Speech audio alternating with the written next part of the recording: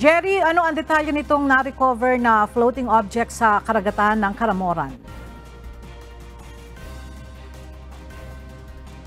That on the 2nd Police Mobile Force Company 3rd Maneuver Platoon ng Sabloyan Detachment ang hinihinalang device o aparato.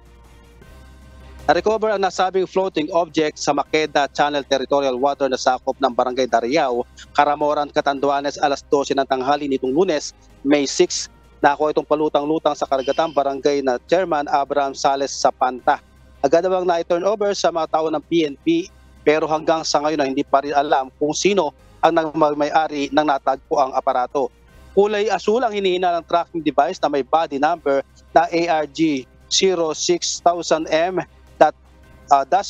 serial number na 61-5935 at may numerong 617,000M na ginawa ng Seabird Scientific sa Bellevue, Washington, USA gamit ang email account na seabird@seabird.com.